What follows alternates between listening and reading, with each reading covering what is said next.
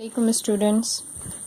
पिछले लेक्चर में हमने ये डिस्कस किया था कि क्यों नंबर्स को साइंटिफिक नोटेशन में लिखने की ज़रूरत पेश आती है। ठीक है, इस लेक्चर में हम सीखेंगे कि नंबर्स को साइंटिफिक नोटेशन में लिखा कैसे जाता है। अगर हमें कोई स्टैंडर्ड नंबर दिया हुआ हो तो हम उसको साइंटिफिक नोटेशन में कैसे लिखते हैं। ठीक है, तो इस वीडियो के दरअसल दो पार्ट्स हैं, यानी आज एक पार्ट करेंगे, नेक्स्ट वीडियो में इंशाल्लाह मैं इसका दूसरा पार्ट आपको बताऊंगी।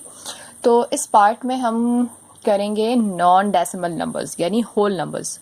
होल नंबर्स अगर हों हमारे पास तो उसको हम साइंटिफिक नोटेशन में किस तरह से चेंज करते हैं ये बताऊंगी आज। ठीक है, तो जर्नल फॉर्म जो है साइंटिफिक नोटेशन का वो तो हमें पता है, ये a multiply by 10 raise to the power n, जिसमें हमें ये भी पता है कि n जो है एक ऐसा नंबर होता है जो 1 या 1 के बराबर हो और 10 से छोटा हो। मल्टीप्लाई बाय 10 एंड ये n जो है ये पावर है 10 की, जो कि क्या होनी चाहिए, नेचुरल नंबर में होनी चाहिए या होल नंबर में होनी चाहिए। ठीक है, अब ये आपके पास पॉजिटिव भी हो सकती है और नेगेटिव भी हो सकती है। ठीक है, पॉजिटिव कब होती है? पॉजिटिव तब होती है जब हमारे पास जो नंबर है वो रहता है होल नंबर में। ठीक है, और अगर कोई नंबर डेसिमल में आता है तो फिर उस सूरत पे पावर नेगेटिव भी आती है, नेगेटिव ही आती है।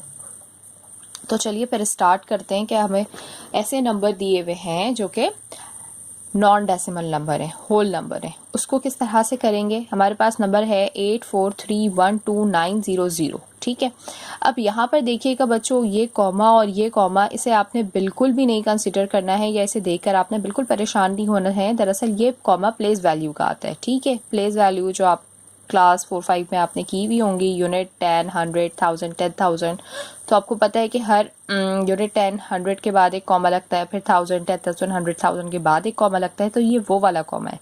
साइंटिफिक नोटेशन में जब आप नंबर्स को लिखेंगे तो ये कॉमा आपने कंसीडर नहीं करना। ठीक है, इसका कोई काम नहीं है। आप अगर चाहो तो क्वेश्चन को इस तरह से विदाउट कॉमा सिंपल भी लिख सकते हो। ओके, अब देखिए step number 1, identify the first digit that is not a zero. सबसे पहले वो नंबर आइडेंटिफाई कीजिए, वो पहला डिजिट आइडेंटिफाई कीजिए जो कि जीरो नहीं हो। तो यहाँ पर देखिए सबसे पहला नंबर क्या है, 8 है और जो कि नॉन जीरो है, तो हम क्या करेंगे, 8 को कंसिडर करेंगे। देन स्टेप नंबर 2, पहले नंबर के बाद डेसिमल पॉइंट लगाएं। तो पहला नंबर लिख दिया हमने और पहले नंबर के बाद डेसिमल पॉइंट लगाया। फिर पॉइंट के बाद दो नंबर्स तक लिखें, तो पॉइंट के बाद दो नंबर हैं 4 और 3, तो हमने लिख दिया 8.43। अब हमारे फॉर्मूले पे क्या दिया हुआ है, यानी हमारा जो जर्नल फॉर्म है वो क्या दिया हुआ है, 10 इंटू मल्टीप्लाई बाय 10, ये भी आप लिख दो। ठीक है, अब आ गए स्टेप नंबर 3 पर। ओरिजिनल पोजीशन से जहां तक पॉइंट को मूव कराया है उतने प्लेसेस तक काउंट कर लें। तो ओरिजिनल पोजीशन कहाँ थी पॉइंट की, इस नंबर पे तो कहीं पॉइंट ही नहीं लगा हुआ। क्या करें, दरअसल बच्चों इस नंबर पर लास्ट में पॉइंट लगा हुआ है। ठीक है, ये होल नंबर है और यहाँ पर कहीं भी पॉइंट नहीं है, तो इस पर पॉइंट कहाँ पर है, बिल्कुल लास्ट पर जहाँ पर ये नंबर एंड हुआ है। अब जैसे आपको यहाँ पर देखें नंबर 12 है। ठीक है, तो नंबर 12 से पहले आप जितने ज़ीरो लिख दो, या नंबर 1 से पहले, 2 से पहले, किसी भी होल नंबर से पहले आप जितने ज़ीरो लिख दो, 100 ज़ीरो भी लिख दोगे तो वो जो एक्चुअल नंबर है उसकी वैल्यू वही रहेगी। उससे पहले जितने भी ज़ीरो लगा दें हम, उससे उस नंबर पर कोई फ़र्क नहीं पड़ेगा। सेम इसी तरह से कोई नंबर लिखो और उस नंबर के बाद पॉइंट लगाकर आप इस तरफ पे जितने नंबर्स, जितने ज़ीरो बढ़ाते जाओ तो भी उस एक्चुअल नंबर पर कोई फ़र्क नहीं पड़ेगा, यानी इस 12 पर कोई फ़र्क नहीं पड़ेगा, ये नंबर 12 ही रहेगा।